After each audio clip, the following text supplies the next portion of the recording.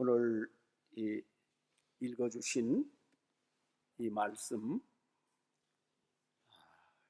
제가 굉장히 좋아하고 항상 마음에 담고 사는 그런 말씀입니다.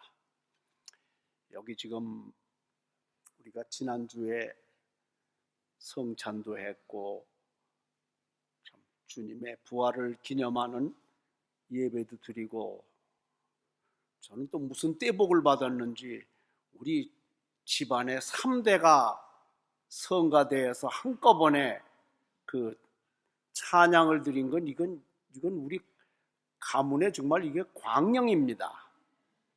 그렇지 않습니까? 할매는 지휘하고, 할배는 테너하고, 아빠는 베이스하고, 손녀는 소프라노하고, 그런 데가 어디 있어요? 참 쉽지 않은 일인데, 그런 큰 은혜를 받으면서 지난 부활절을 지냈는데, 또 생각해 보면은 부활절이 그저 무덤덤하게 이렇게 지내가면서 별 감흥이 없이 지나신 분들도 있을 거라고 미루어 짐작이 됩니다. 없으면 참 좋겠지만 그 있을 수밖에 없는 데가 어떡합니까? 있어야지. 그러면은 어떻게 보면 은혜에서 소외된 것 같은 그런 분들이 분명히 있으실 겁니다. 그것이 여러분일 수도 있고 저일 수도 있고. 예수님 때 바로 그와 같은 일이 있었습니다. 예수님 가시는 데마다 슈퍼스타들이었어요. 얼마나 예수님이 말씀하시면 사람들이 바글바글 모여가지고 오늘도 읽은 대회 옹이하였다, 둘러쌌단 말이에요. 예수님을 둘러싸고서 그냥 사람들이 예수님 좀 딴 데로 가실 것 같으니까 제발 좀 가시지 말고 여기 그냥 우리하고 같이 계시자고 라고 할 만큼 예수님은 인기가 많았습니다. 그런데 그 인기는 신적 권위에서 나오는 인기였었기 때문에 우리 인간들이 말하는 그거하고는 다르지요. 그렇게 사람들 많이 예수님한테 모여들면서 은혜를 받고 쫓아다니는 사람도 있는가 하면은 그냥 살기에 바빠가지고 밤새도록 물에 가가지고 배 노저으면서 뭐 그 그물질하고 하면서 그 참 어렵게 삶의 무게에 짓눌려서 지내는 그런 시몬과 요한과 또 누굽니까? 그 제자, 유명한 제자 또 한 사람 있지요. 뭐 그런 사람들도 있고, 예수님께서는 은혜 받았다고 쫓아다니면서 예수님께 영광을 돌리는 그런 사람들만 챙기신 게 아니라 한쪽에 소외돼 가지고 먹고 살기 힘들어 갖고 남들은 예수님 말씀 들을 때에 삶의 현장에서 그물질을 하면서 지내는 그런 사람에게도 예수님께서는 He paid attention, 주목하셨던 게입니다. 챙기셨던 게입니다. 그것이 하나님의 사랑입니다. 여러분 은혜 받았다고 주여 감사합니다 하는 사람만 주께서 챙기시는 게 아니라 한구퉁이에서 나는 왜 은혜의 자리에서 소외가 됐는가? 왜 나에게는 뜨거운 감흥이 없는가? 왜 나는 하나님의 은혜에서 멀리 떨어져 있는 것 같은가? 라고 하면서 혼자 고민하는 그런 사람에게도 예수님은 찾아가십니다. 오늘 보십시오. 배 두 척이 놓여져 있었는데 그 배에 가가지고 보니 사람들이 그물 씻고 있었어요. 밤새껏 했는데 잡은 게 아무것도 없어. 그러니까 해가 뜨기 시작하면 고기는 싹 다 달아나는 게 물속의 원칙입니다. 그래서 나와가지고 아이고 이제는 뭐 다 끝났다. 오늘 이 일은 심하이다. 심하이라는 말 아시죠? 종쳤단 말이에요. 해봤자 안 된다는 얘기입니다. 그래서 나와서 그물을 씻는 겁니다.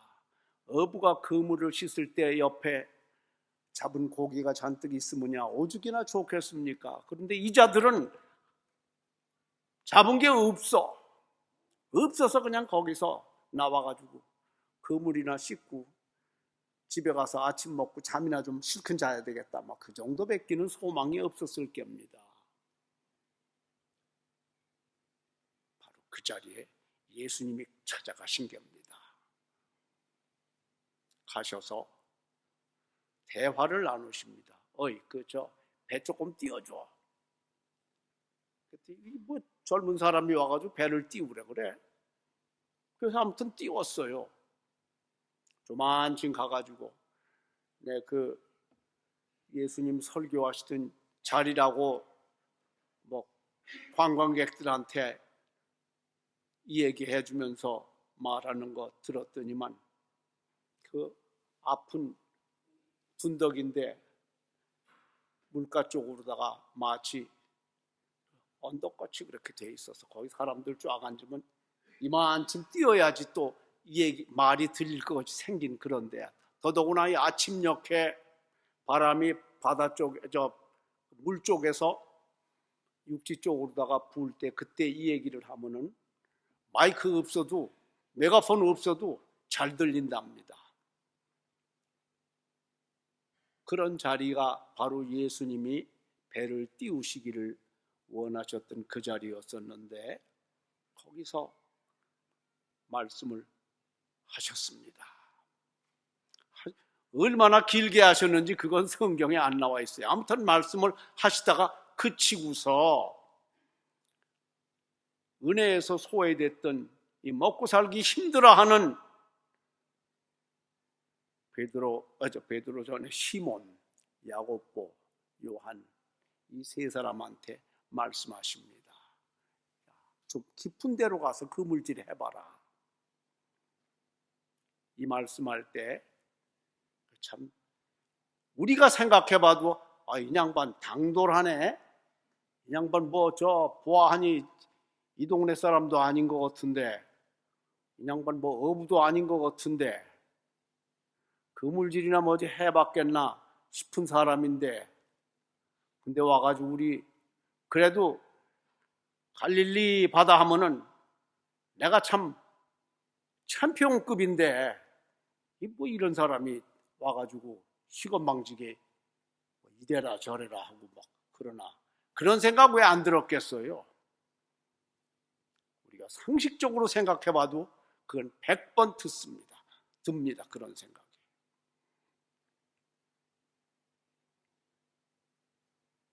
그런데 이게 참 복을 받으려니까 그 성미 급하고 성내기 좋아하는 시몬이 그 말 따랐어요. 우리가 밤새끝 우리의 기량을 다해서 그물질 했지만 잡은 것은 없습니다. 그러나 이제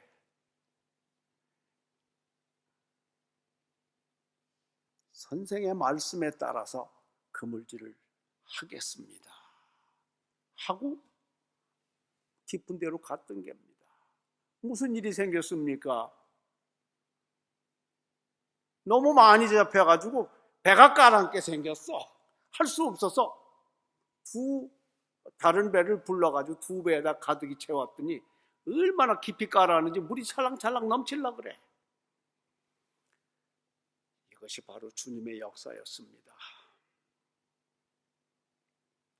이렇게 큰 엄청난 우리가 쉽게 말해서 축복이라고 생각할 수 있는 이런 일이 생겼던 것은 다름 아니라 선생의 말씀에 의지해서 내가 가리다 한 순종이 바로 변스였습니다. 순종을 안 했으면 이날 이거 베려버리는 거예요. 근데 예수님의 말씀을 어떤가 싶어가지고 조금이라도 들어보려고 하는 생각이 있었기 때문에 이 복받은 거 아닙니까? 복과 화는 극히 작은 데서 분별이 됩니다. 5.16이 났습니다. 우리 아버님이 공직에서 뭐 그렇게 높은 공직도 아니고 그것도 조금 높은 공직이었습니다. 쫓겨나셨습니다. 왜? 무슨 직급 이상, 그러니까 서기관 이상은 싹 다 부닥다리니까 다 내쫓아라. 거기다가 군인들을 싹 다 집어넣은 겁니다. 아버지가 내무부에 계셨더랬는데 쫓겨나시니까 집안에 생활의 대책이 막연해져 버렸어요. 먹고 살기가 힘이 들어. 나는 이제 겨우 맏아들인데 대학교 막 1학년 들어갔는데 우리 어머니가 돈을 빚을 내다가 저기 신설동 거기 동대문 구청이 그때 있었는데 그 앞에 다방을 하나 조그만 걸 하나 샀어요. 근데 그 다방이 내가 지금 생각해봐도 참 거지같이 생긴 다방이야. 그 이름이 근데 이름은 또 괜찮아. 백다방이야. 요새 난립니다. 그래가지고 백다방 사장이 되셨어. 그래가지고 거기서 그 뭐 물장사 해가지고 이제 우리 밥을 먹이시는 겁니다. 그런데 그거 하고 나서 한 7, 8개월 됐는데 이게 공교롭게도 제가 그 지난 작년 말씀드린 대로 부흥회 때 은혜를 받아 버렸어. 그러니까 이제부터는 하나님 말씀대로 살아야 되겠다고 매일 십계명대로 살라고 구원은 하나님께서 해주신 거고 이제 우리는 이제 하나님의 명령을 따라서 계명을 순종하고 살아야 되지 않겠느냐. 그래가지고 주의를 거룩하게 지켜야 된다 하는 그 말씀을 부흥 강사가 하도 강조를 하셔서 뭐 그 문제를 놓고 집에서 이거 물장사하는 거 주일날도 문을 열어야 될까 안 열어야 될까 이거 가지고만 어머니하고 나하고 신경이가 붙었습니다. 어머니가 이겼어요. 나는 그냥 뜨거운 분열심으로다가 주일날 문을 닫아야지 하나님의 백성이 웃자고 하면서 그런데 어머니는 야 주일날 문 하루 닫으면 그 다음서부터 손님 다 떨어진다더라. 그렇게 7년이 지나갔습니다. 하나님의 말씀대로 주의를 거룩하게 지키지 못하고 손님 떨어질까 봐 전전긍긍하던 우리 다방은 망해버렸어요. 왜 망했는 줄 아세요?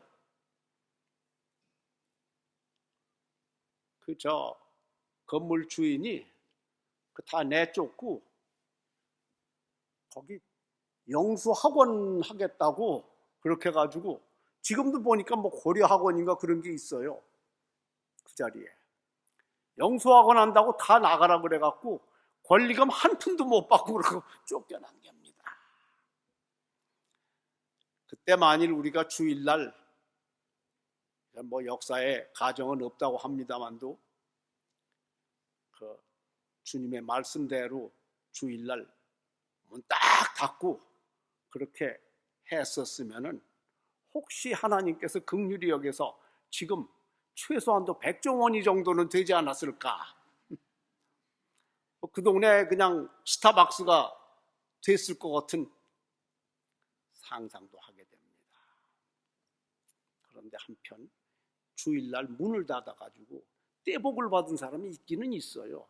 여러분들 닭고기 좋아하십니까? 특히 가슴살. 닭고기 장사해가지고 돈을 많이 버는 사람인데 이 사람은 아틀란타를 중심으로 해가지고 뭐 별것도 아니에요. 치킨버거 팔았어. 근데 그게 뭐 맥도날드 같이 이렇게 속에다 뭐 근사하게 집어넣고 빨간 것도 칠하고 노란 것도 칠하고 해갖고 그 하는 게 아니고 그냥 닭고기 한 조각 집어넣고 그것도 튀긴 거. 그리고 오이지 있잖아요. 뭐라 그럽니까? 피클 그 두 쪽 집어넣고 그 다음에 뭐 딴 것도 없어요. 그냥 그게 얼마나 인기가 있고 잘 팔리는지 뉴욕을 중심으로 해가지고 어마어마하게 팔려나갑니다. 근데 이 집이 특징이 있어. 주일날 가게를 안 열어.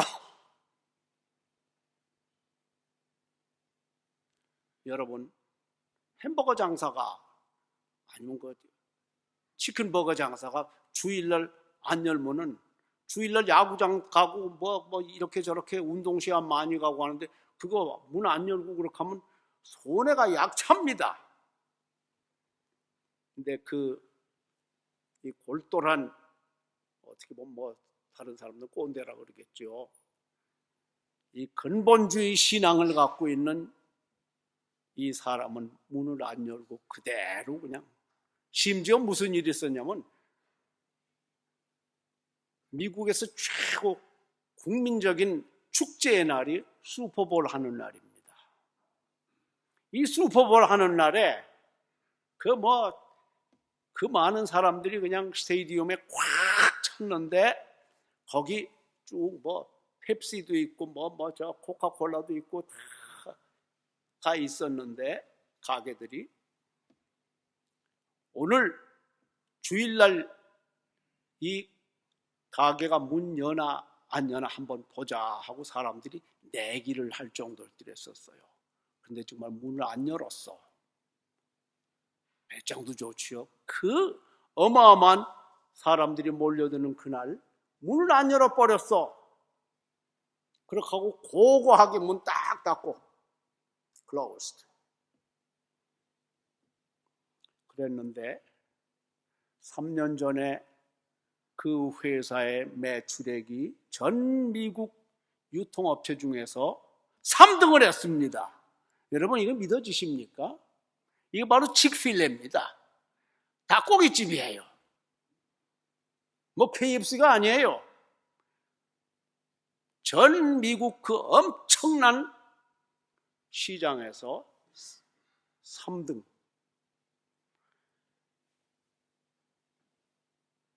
주께서 말씀하시는 대로 순종하고 미지의 공간으로 미지의 시간으로 뛰어든 칙필레는 전 미국에서 3등을 했는데 우리 백다방어만 망해버렸어.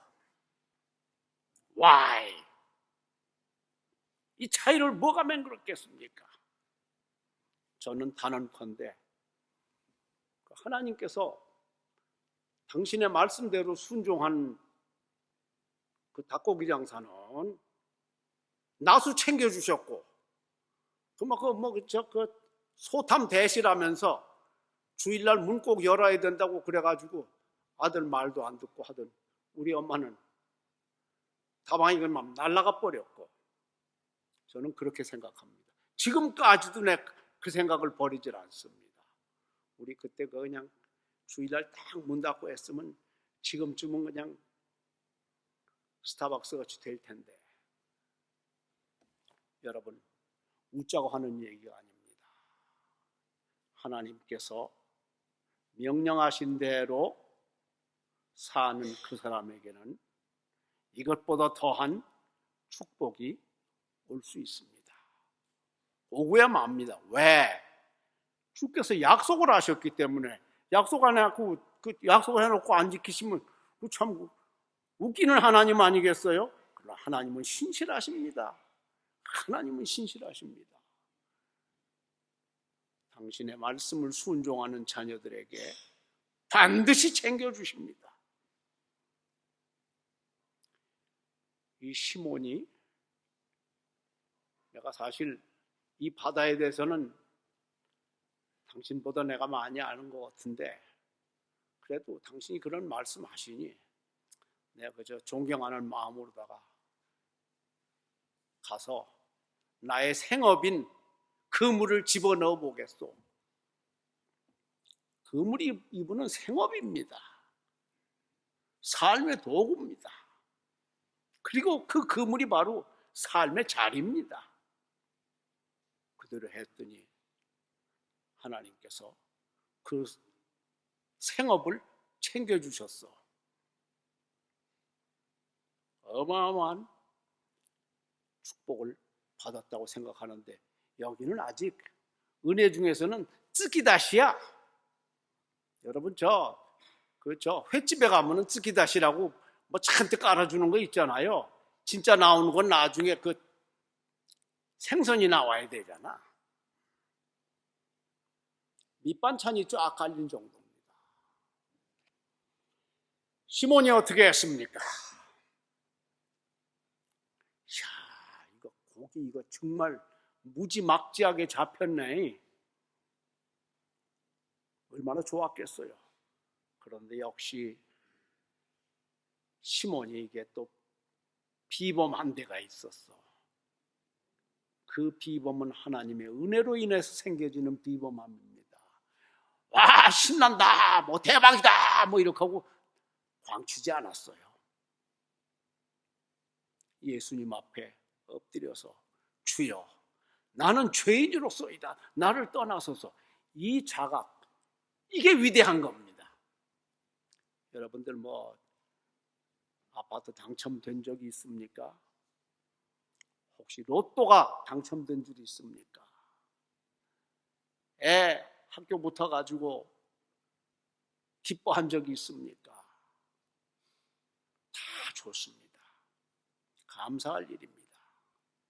그러나 진짜 우리가 이 사건을 통해서 감사해야 될 그 일은 다른 게 아니라 그 다음에 나오는 주여 나는 죄인으로서이다. 이 자각이 개인에게 생기는 것, 이게 은혜 중에 은혜인 줄로 믿습니다. 왜 아멘 안 하세요?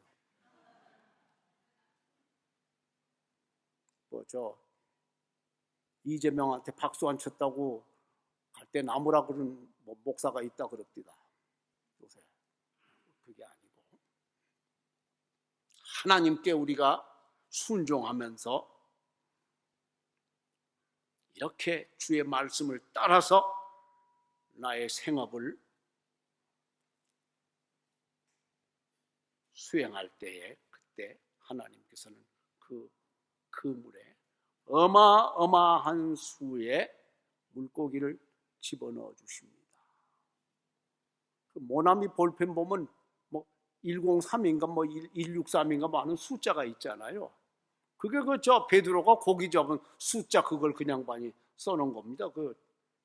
그분도 장로님이신데 정동 제1감리교회 장로님이 하도 그 숫자가 좋아가지고 거기 자기 볼펜에다가 제일 뒤에다가 103, 100 몇십, 153, 153마리가 그럼 잡혔다는 얘기네요. 크리스찬 비즈니스맨들이 다 그렇게 되는 건 아니지만 상당히 많은 분들이 하나님께서 그런 식으로다가 은혜를 보여주십니다. 그러나 더한 것은 그 영혼이 하나님 앞에서 내가 죄인입니다. 주여 내가 당신을 도저히 감당을 할 수 없으니 떠나주셔도 됩니다. 이런 고백하는 이 은혜를 우리가 다 받기를 바랍니다. 여러분 일생 동안에 한 번이라도 주여 내가 정말 죄인입니다. 아무리 생각을 해봐도 나에게 의로운 구석이라고는 한 톨도 없고 주님께서 나를 긍휼히 여겨주시지 않으면 나는 금을 씻은 놈입니다. 이런 자각을 가지고 주 앞에 엎드린 순간이 있다 그러면 복된 영혼입니다. 이렇게 복된 영혼이 어디 있습니까? 우리 다 그렇게 복되게 되시기를 바랍니다. 근데 거기서 끝나지 마십시오. 그래, 이 정도 복을 받았으니 됐다. 그렇게 생각하지 마십시오. 그 다음에 복이 또 남았습니다. 무슨 복입니까? 그리스도께서 거룩한 소명을 주시는 겁니다. 그 소명이 뭡니까? 복음을 전하는 사람으로 불러주시고 보내시는 겁니다. 나는 그래도 하나님의 은혜도 깨달았고 내가 죄인인 것도 깨달았다. 그러니까 그저 이제는 이 정도면 되지 않겠느냐? 아니지요. 그건 아닙니다. 주님께서 우리에게 은혜 주신 것은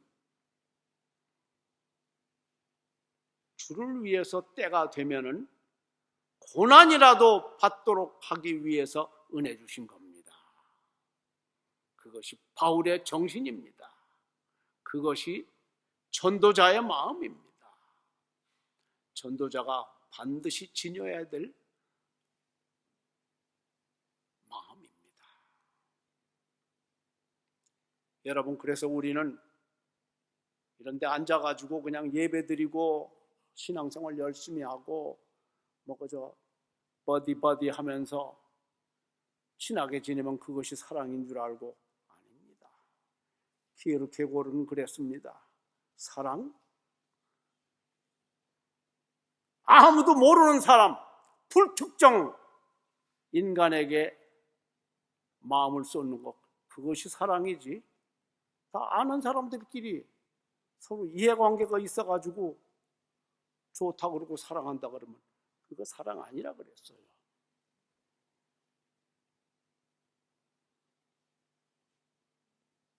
그리스도의 명령을 따르는 사랑은 나하고 아무 관계없는 그런 곳에서 그런 사람들을 상대로 그들을 위해서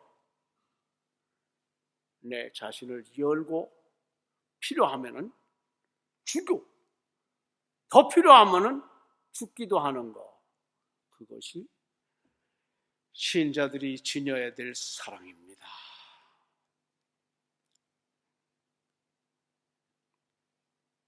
어떻습니까? 우리는 그 수준까지 가 있습니까 지금? 아니면 한 중간쯤에 7, 80% 정도 왔는데 아직 거기까지는 못 가셨습니까?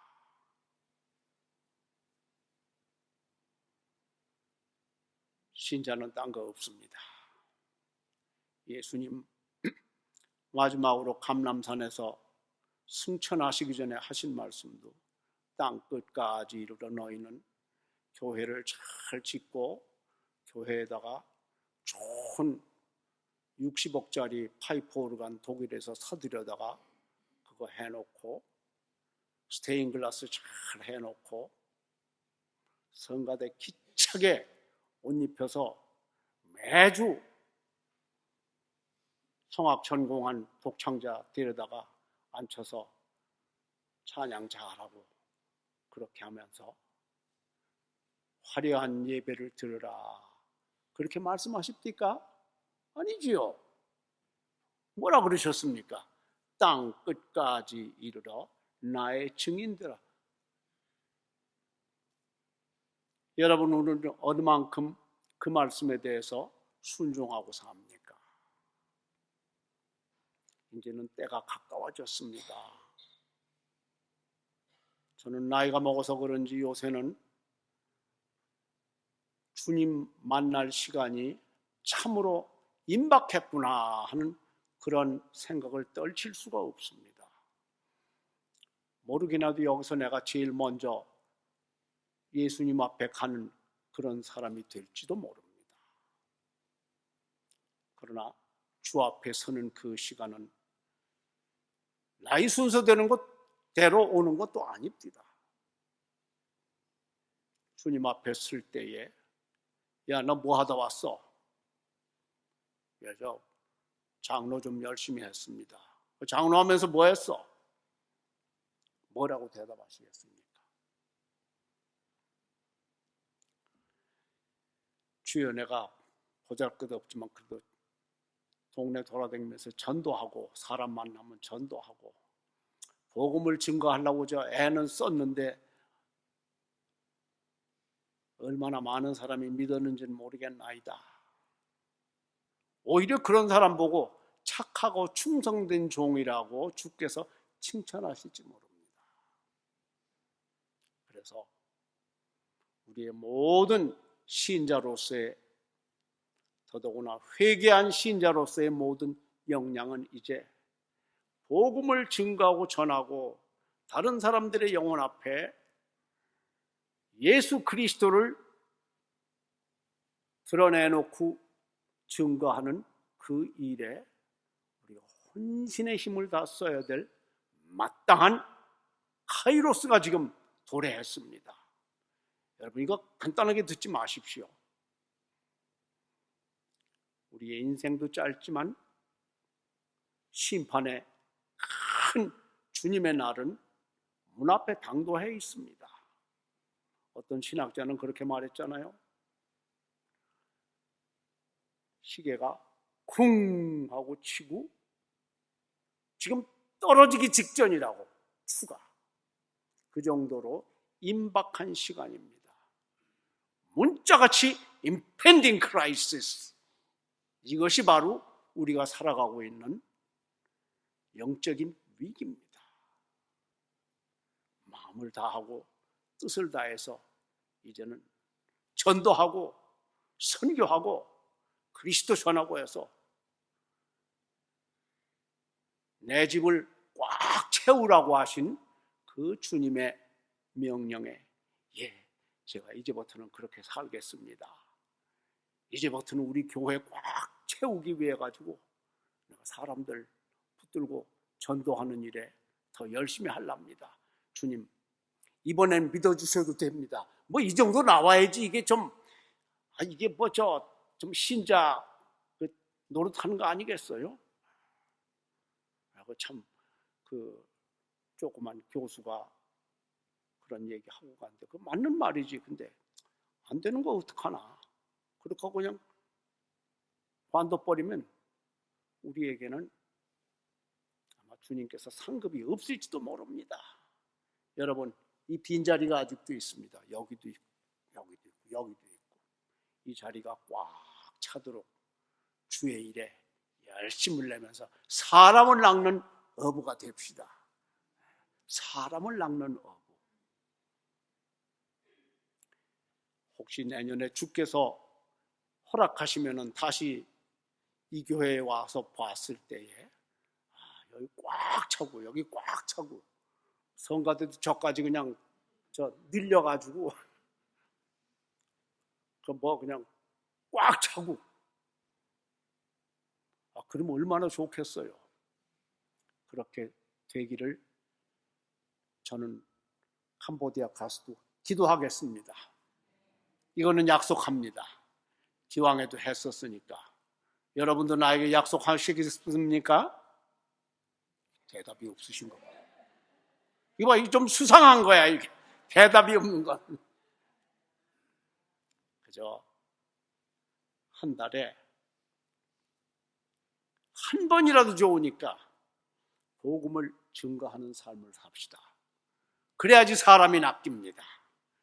전하는 자가 없는데 어떻게 듣겠고, 듣지 못하면 어떻게 믿음이 생기겠습니까? 그리고 자기 자신을 너무 작게 생각하지 마세요. 이사야는 말했습니다. 고자도 나는 마른 나무라고 생각하지 말라고. 고자가 무슨 기능이 있겠어요? 고자는 진짜 고자지. 그럼에도 불구하고 고자도 나는 마른 나무라고 말하지 말라고. 놀라운, 이거야말로 포지티비즘입니다. 이런 그 패기를 가지고 우리 이 자리 꽉 채워서 하나님께 영광을 돌리는 그런 교회 되시기를 함께 기도하면서 힘쓰십시다. 오케이? 감사합니다.